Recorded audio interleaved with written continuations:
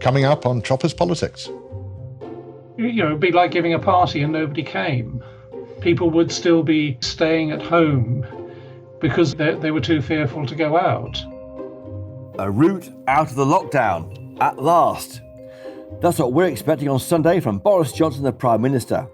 The government is set to ditch its stay-at-home slogan. And you may have noticed that we've had a rebrand too, with our jazzy new artwork. I'm Christopher Hope, the Telegraph's chief political correspondent, and welcome to Choppers Politics. Huge thanks to those of you who have left 5-star reviews on Apple Podcasts, like your fellow listeners Timmers and Julie. It makes it easier for other listeners to find us, and also makes it worthwhile battling with technology to record this show from home each week. Now, on today's show, a medley of guests to dig into another difficult week in Westminster.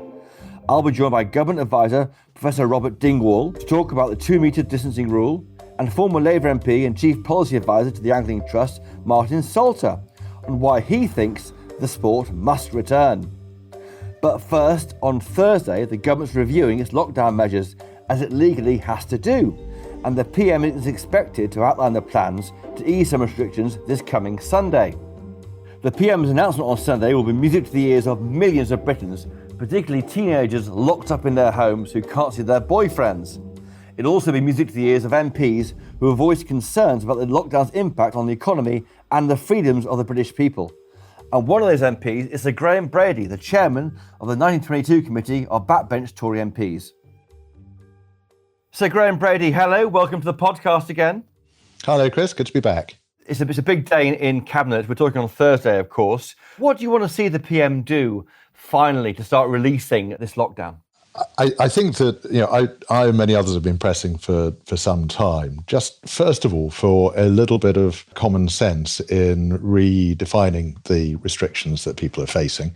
So the thing I raised a couple of weeks ago, the fact that you can buy flowers in the supermarket, but you can't in my local market. One of them is outside and one of them is inside, and it's obviously safer to shop outside.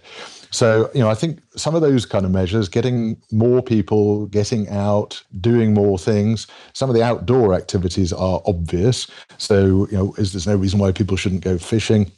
There's no reason why people can't be on a bowling green or playing golf. And, if the government wants to give sensible advice about keeping a certain distance, if people can, then that's fine. But let's just move to a more permissive kind of approach.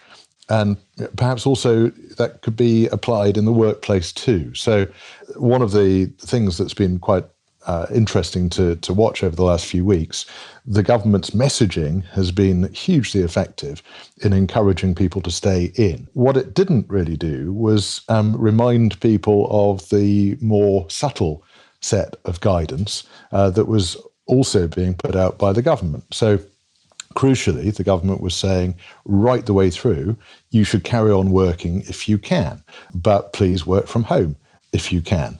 So I think a lot more people have been furloughed, either because they didn't want to go to work or because their employer saw demand falling away rapidly and realised that costs were going to be far too high without any customers, and therefore wanted to furlough all of their staff. So we need to get back to that original guidance, which has been in place throughout, but be more about encouraging people to do things, but to do so in the safest way they can. I had a constituent who wrote to me a few days ago saying that he was just short of his 70th birthday, but that he regularly cycles 30 to 60 miles a day. And is there any reason why he shouldn't be allowed to do that? Well, I don't think so. I think we should encourage people to move back towards normal life as long as it can be done responsibly and safely. Yes, and you made that point in your intervention in the House of Commons on Monday when you said that we have the healthiest, most active elderly generation of all time, and it would be tragic to try and threaten that by imposing more restrictions on the over 70s. But it looks like we'll be doing that. There'll be some special rules for those who are seen as a vulnerable group. And as you say, your friend there who's nearly 70, he sounds like to be as fit as a 50-year-old to me. Yes, yeah, I think probably a lot fitter than I am. So I think it would be regrettable if we decided to place legal restrictions on people based on their age. First of all, there's no real clinical basis for it, if they are fit and healthy, then that ought to be taken into account. But I think there's a more fundamental point about this, which is that over the last few weeks, we've seen a remarkable level of compliance, and it's really been about the consent of the public. It's not by and large been because people are frightened of being fined or arrested for going out. People have accepted there was a legitimate concern that NHS critical care could have been overwhelmed, and that was why the first 3 weeks of lockdown was put in place and why it was extended. People have been very happy to comply with that because they could see a real purpose. I think we should take that level of responsible voluntary compliance as an indicator that actually you don't need so many laws to require people to do things. You can treat people as responsible adults, you can give them the information, and you can give a very clear steer as to how they can keep themselves and others as safe as possible. That's really interesting. Do you think then that the scale of the adherence to these rules means we should be seeing a rolling back of the state in terms of the kind of nanny state that we saw emerge under Labour, and I would argue continuing under the coalition and Tory government? Well, I would always favour solutions that give responsibility to citizens rather than to the state where it's possible to do so.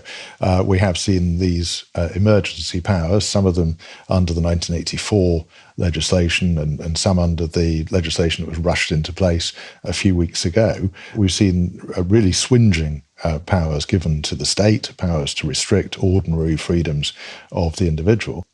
These are things that nobody should really want to see continue for a minute longer than is necessary. And if there are ways that we can transfer that responsibility back to people, we should do so. No, but I mean a bit further than that. So do you think that lockdowners might teach policymakers that you don't need to legally manage every part of everyone's life, and perhaps it could be a rolling back of those rules once we get free of this period? Well, it's a lovely thought, Chris. I won't hold my breath. It illustrates, doesn't it, how people are keen to help, and there's a kind of national effort behind it. It's often forgotten, I think, by policymakers that we want the best for this country most of the time, don't we? Absolutely. And of course, David Cameron was mocked for his big society message. But actually, I think you're seeing that quite clearly from the way that people are conducting themselves, the gratitude and respect for NHS workers and all of the rest. I wouldn't say we're never mocked by the Telegraph. We always think that volunteering is a key part of taking part in society. I think the key problem was the word society, which is quite a technical term. If he called it big community, he'd have solved the idea better. But that's a debate for 10 years ago, not for now. When do you think we'll go back to the old normal? I hear on the radio on Thursday morning that some people are saying that we'll have a degree of social distancing all the way through this year and into next year. Well, there may be a degree of social distancing. One of the really interesting things to listen out for on Sunday when the Prime Minister makes his statement is going to be whether the government seeks to redefine the 2 metre, 6 foot recommendation for social distancing. And I think most other countries are operating different distances. I think Germany has 1.5 metres, others have 1 metre. And these things have really critical importance for the operation of all sorts of businesses and other forms of travel, for instance. So very important in my constituency is Manchester Airport, just next door. Huge number of very good jobs connected to the aviation sector. And it's very hard to see how any airline could operate profitably with a 2 metre social distancing rule in place. Maybe at 1 metre they can. So I think some of those questions about just how far and how quickly we can return to normal are going to have massive effects on certain activities, foreign travel, whether it's for business or for holidays, people's ability to go about their normal life, but also crucially, if we get the restrictions wrong, then you can have a really catastrophic effect on certain sectors of the economy, and that could lead to some very regrettable job losses. That's right. It's not just planes, but on, say, buses can only be 15% full. Indeed, At yes. 2 metres, and you can imagine how how theatres can't possibly make a profit if they can't seat anyone nearer than 2 metres to each other. I mean, you'll have most theatres a third full, if that. Have you heard that this is being reviewed by government, this the 2 metre obsession? No, there's been some speculation in the media, and one of the problems with I think the fact that Parliament isn't yet sitting fully, and we have restricted hours of operation. We're only sitting 3 days a week. One of the problems in that is that we're not able to ask as many questions as we would like to, and so we're perhaps a little bit too dependent on briefings coming to us via the media as well. Yeah, well, we do our best to inform Parliament in the media. Thank you. Are you content with how Parliament's working? We had Chris Bryant on last week, the kind of historian of the House of Commons, as well as being a Labour MP, and he thought it wasn't very good, and it was very hard to get any pressure on the ministers, and you couldn't kind of go back to them and ask a question. Do you think it's working well? I think it is working. I think it would work better if we were back sitting physically more of the time. And obviously we have a hybrid arrangement. Some of us have been very keen to make sure both that hybrid works by participating in the chamber when we can, but also that a point that I made right at the outset to the Leader of the House, in my view, Parliament has to be seen to be moving back towards normality, at least in step with the country. So I would like to see this as a continuing process. At the moment, we're sitting fewer days, we're sitting fewer hours. That reduces the number of questions and the opportunities to participate in statements, reduces the capacity of the House to deal with legislative matters. For instance, I came up in the ballot for a question to the Prime Minister on Wednesday, but then on Tuesday afternoon I got a message saying because a statement had been put on by the government, they were reducing the amount of time available to question the Prime Minister, and therefore I wouldn't get my opportunity to ask my question. So, it is very clear these arrangements are less than ideal, and I hope we will see a steady process, as I say, at least in step with the country, of Parliament returning to its normal way of working. I've got to ask you quickly about voting, Graham Brady. Are you content that this is a secure way of voting? It starts next week, apparently. MPs will vote by computer. Obviously, it isn't secure. There's no requirement for a fingerprint or retinal scan or any of those things. So if somebody's logged into a Member of Parliament's computer, they could vote for them. And so, I think that there's a concern there, probably not one to be overplayed, because most often members of Parliament will keep their computers secure in the knowledge that that votes might occur.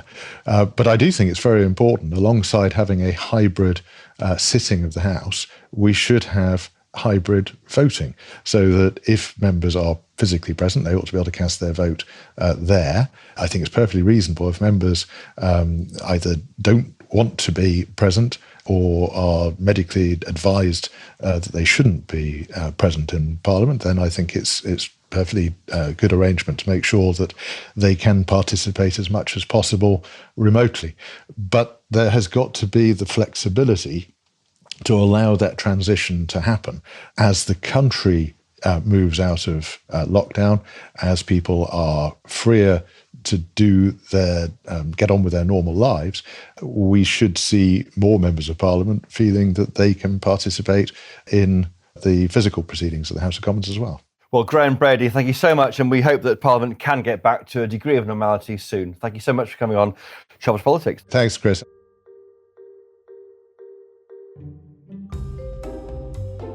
Right, stay with me. In just a moment, I'll be talking to a scientist who's been advising the government for 3 decades, Professor Robert Dingwall, right after this.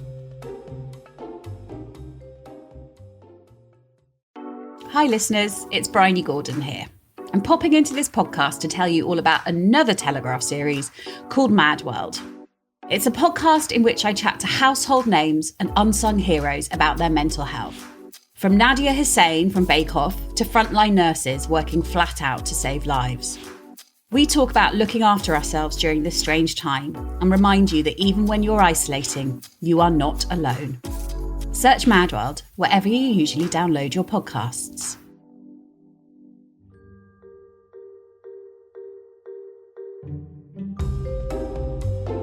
Right, we're back.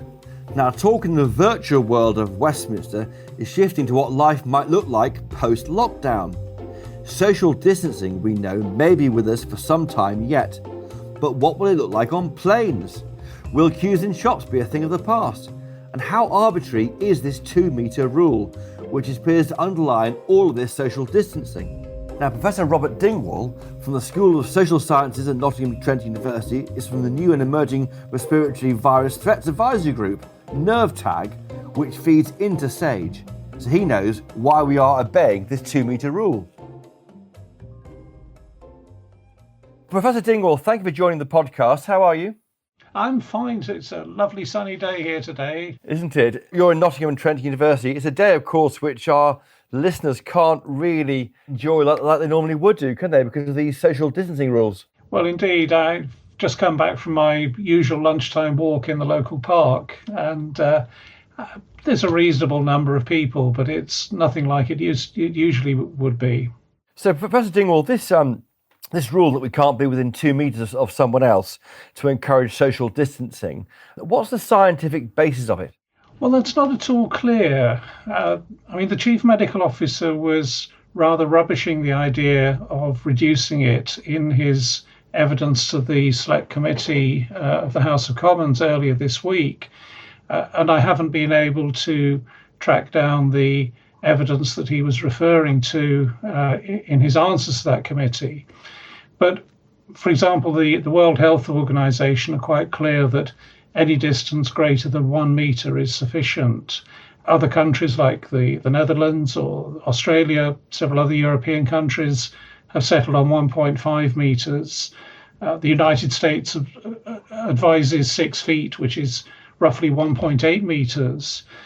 And nobody seems to have a clear rationale, as I say, except for this one piece of work that the chief scientist is referring to, which nobody else seems to have seen. Yes, and is it 2 metres for 15 minutes, or has that idea been dropped? Because I was looking back at the original guidance from Public Health England, and it did have this time on it. And Ben Wallace, the Defence Secretary, said on Monday that it was driven by length of time. So you can be closer, he said, than 2 metres, but not for long. I wonder what that meant. Well, exactly. I mean, to the extent that there is an evidence base, it is being closer than 1 metre to an infected person for a period greater than 15 minutes. So what that is suggesting is that for something of this degree of infectiousness, fleeting contacts are really irrelevant. If a jogger runs past you in the park and brushes against you, this is not a big deal. If you're standing next to somebody in a supermarket and you're both taking a jar of instant coffee off the same shelf, and you kind of reach up, your hands touch, you put it in your shopping trolley, you turn away and you go on your separate paths. I mean, that's again is not something to get unduly worked up about. And yet people are, aren't they? And it's really down to this. The way they've tightened the guidance since March is that you can't go within 2 metres of anyone at all who's not in your household. Well, precisely. And if you dig into the history of it, I mean, there is some advice from the American health and safety authorities which suggests 2 metres and goes back to the 1970s. I mean, one version that I've had from a senior public health specialist here was, well, we knew it was 1 metre, but we doubled it to 2 because we didn't think the British population would understand what 1 metre was, and we couldn't trust them to observe it. So we doubled it to be on the safe side. That's appalling, isn't it? How patronising of people towards fellow Britons. Well, I think there's obviously a concern that public health people seem to be protecting people's health. On the other hand, I've had a fair bit of correspondence from older Britons who are saying, well, what on earth is this 2 metres? I never learnt about it when I was at school. Well, I mean, having said that, I mean, the school curriculum changed in 1965.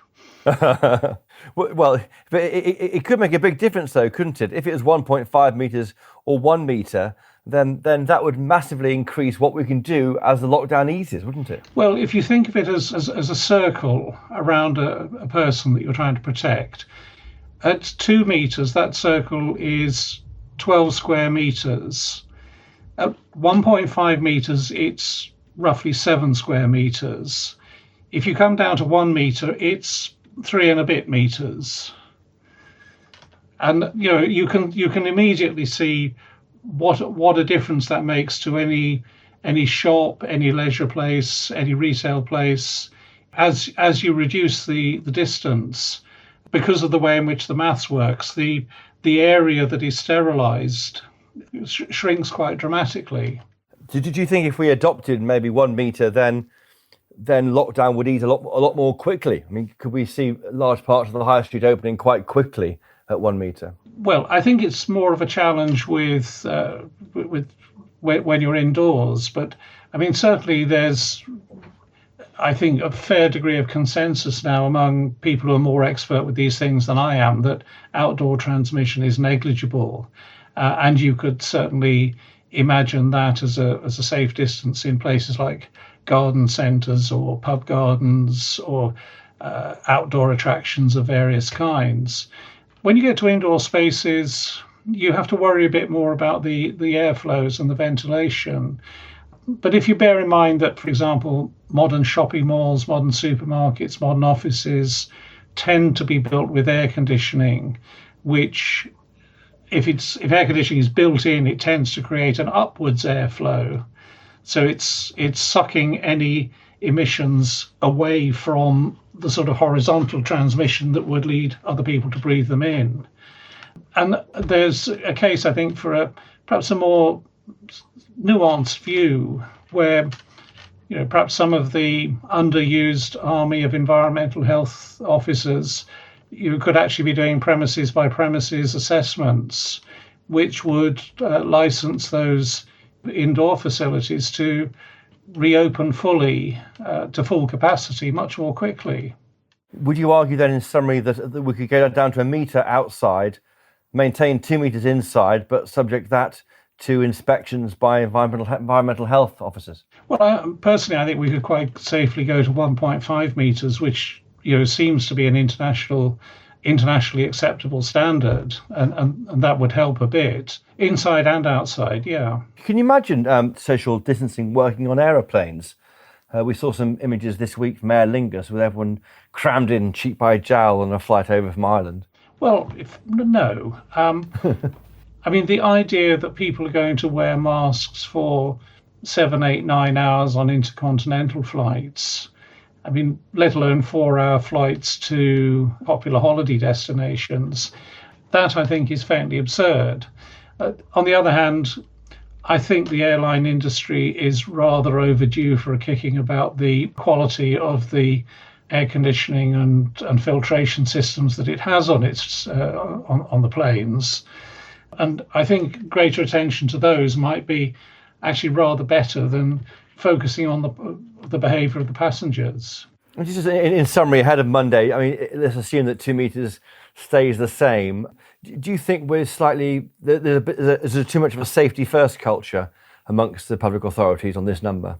Well, I think the public authorities face a real challenge in managing the British people out of the levels of fear and anxiety that the authorities themselves have induced. We've had this very strong message about which has effectively terrorised the British population into believing that this is a disease that's going to kill you, and mostly it isn't. 80% of the people who get this infection will never need to go near a hospital. Of the ones who do go to a hospital because they are quite seriously ill, most of them will come out alive, even the ones who go into intensive care. And we've completely lost sight of that in the obsession with the statistics about deaths, the human interest stories about deaths, the international comparisons of death rates. the opportunities for intrepid television journalists to put on a lot of PPE and go into high-tech bits of hospitals where people are acutely ill. And all of that helps to create this climate of fear. And I'm not surprised in a sense that the government might take a rather cautious approach to trying to unlock the lockdown, simply because they would really be nervous that if they pushed it too quickly, it'd be like giving a party and nobody came. People would still be staying at home because of they were too fearful to go out. Yes, goodness. Well, Robert Dingwall, Professor Dingwall, a government advisor, speaking in a personal capacity then, but thank you so much for coming on Jobs Politics. We really do appreciate it. Thank you. Okay, fine.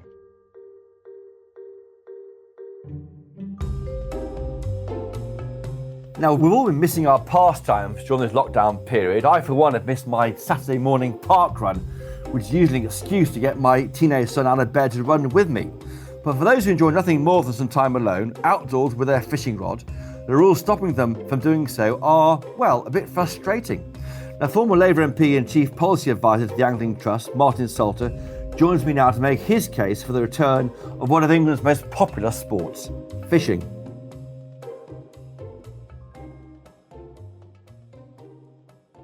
Martin, are you rod in hand? If only I was rod in hand, if you pardon the expression. I'm like the rest of Britain's 2 million anglers, I'm gagging to get by the waterside, but we've all been incredibly disciplined. We've been following the government's advice. We've been staying at home. We've been staying safe, and we've been supporting our NHS. But obviously now that there is consideration to easing the lockdowns, we have made what I think is a very, very powerful case in our When We Fish Again report that angling and golf and other outdoor activities, which are largely solitary activities, can be resumed without endangering the battle against the coronavirus. So, Martin, isn't it crazy that fishing was not included when, of course, it's the ultimate solitary sport? To be honest, Chris, I don't really think they thought it through. I mean, if you look at Denmark, if you look at Norway, you look at Holland, look at Croatia, look at Slovenia, lots of other countries in Europe, they allowed fishing in a measured and controlled way along the lines we're proposing in our report. They allowed that to continue. And I can certainly tell you for this, that angling is an awful lot more solitary activity than the kind of gatherings of runners and cyclists that I see in my local fields and my local roads and parks. Large crowds and successful fishing don't mix. We really are the ultimate self-isolating sport. It's not really for us as anglers or golfers or sports enthusiasts to say when the restrictions should be lifted. That's very much a job of the government acting on the best scientific and medical advice. But it's certainly our job to say the why and the how. And that's what we've done in our report. We've put together a very sensible phased reintroduction of angling that ministers could frankly give the nod to tomorrow. Did you think other sports have been a bit nervous about doing the same as you, and they haven't really sort of recognised there are ways to get your sports going? I think there's been a nervousness amongst some sports to even embrace the idea of restarting.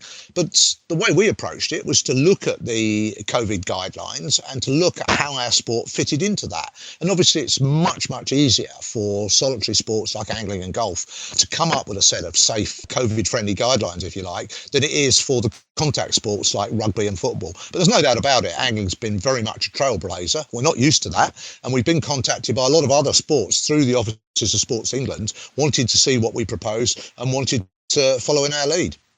Do you imagine that angling might become one of the successes of the lockdown? Because if other sports can't get going, particularly those involving contact sports can't get going, people might find that angling is their saviour, and you could find the popularity picking up. Well, there's no doubt about it. I think the country is undergoing a sort of collective semi-breakdown. Some people are coping very well with the lockdown, a lot of people, and I have huge sympathy for anybody stuck in a flat without access to a garden or easy access to the countryside. That must be very, very stressful indeed. And angling can have huge benefits for well-being and for mental health. So I can see people who've not fished before really seriously considering taking taking up fishing, and as a sport, we are already preparing guidelines for our clubs to cope with any new influx of anglers that happen to occur over the next few weeks. Because whenever this decision is made, I'm hopeful that ministers will do the right thing and make sure that sports like angling and golf are at the front of the queue where they rightly should be. Martin, how can people go fishing? I mean, they can't just literally go and buy a rod from Amazon or online because they can't go out much now.